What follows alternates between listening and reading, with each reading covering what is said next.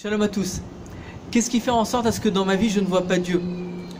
Je ne vois pas en fait que chaque chose qui m'arrive dans ma vie, les problèmes qui m'arrivent, les angoisses, les peurs, les craintes, les contrariétés dans ma vie, ou tout simplement chaque chose qui peut arriver, je ne vois pas Dieu, je leur donne en fait une vitalité à part entière, je leur donne une existence à part entière.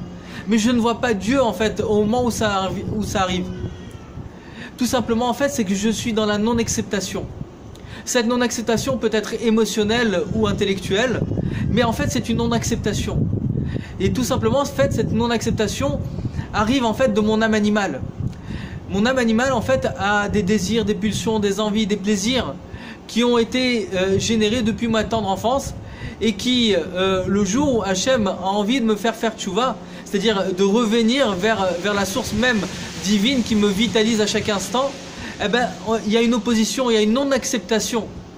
Et donc tout simplement en fait le but essentiel justement c'est d'arriver à percevoir que la vitalité qui me fait vivre à chaque instant c'est que En Od Milvado, il n'y a rien hormis Dieu.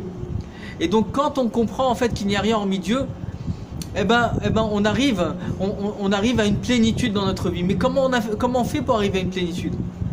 Tout simplement en s'isolant, en priant avec Dieu, en comprenant en fait qu'il n'y a rien hormis Dieu. Mais pour arriver à ça, on est obligé justement de faire une introspection avec nous-mêmes, à l'intérieur de nous, avec nous-mêmes, et avec justement la partie divine qui est en nous. Et pour cela en fait, il faut prier, il faut parler à Dieu. Sans ça, on serait exactement comme Pharaon qui a dit en fait, je ne connais pas ton Dieu. Donc je connais que Elohim, donc c'est-à-dire la partie matérielle, la partie existentielle divine en fait qui a créé ce monde.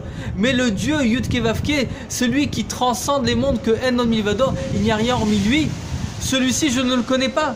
Donc a priori on n'aurait rien à envier à Pharaon, on serait exactement comme lui. Mais aujourd'hui, à travers notre génération dans la Chassidoute, la Torah et les mitzvot que Dieu nous a donné, on a le pouvoir justement de transcender justement cette matérialité et de comprendre et de voir en fait les choses qui se cachent derrière chaque chose de cette matérialité. Mais pour cela en fait on est obligé de se connecter à la tfila, de se connecter à la prière. Et pour prier en fait, de demander à Dieu, dis-moi qu'est-ce qui ne va pas, qu'est-ce qui fait en sorte à ce que j'ai pas réussi, je suis tombé, j'ai flanché là où j'ai flanché. Et pour ça en fait, en priant, Dieu nous raffine. Dieu, en fait, il n'y a pas meilleur psychologue que Dieu. Et Dieu, quand on lui parle, en fait, c'est lui en fait qui a les bonnes solutions. Et quand on lui parle, il a le pouvoir justement d'intégrer, d'acheminer en nous en fait des idées nouvelles à l'intérieur de nous, afin d'arriver à notre propre réparation. Et c'est ça le but essentiel de la Géoula Amitit Vashlema, de comprendre qu'à travers la tfila, que la tfila c'est David Amelech, c'est le roi Mashiach, c'est un acheminement du bas vers le haut, c'est nous qu'on doit faire l'effort. À travers notre effort, on arrivera justement à une intégrité que la malchoute même de Dieu, c'est-à-dire la royauté de Dieu, descendra ici-bas sur terre au grand jour Bez Hashem, tel que Fumian Mamash.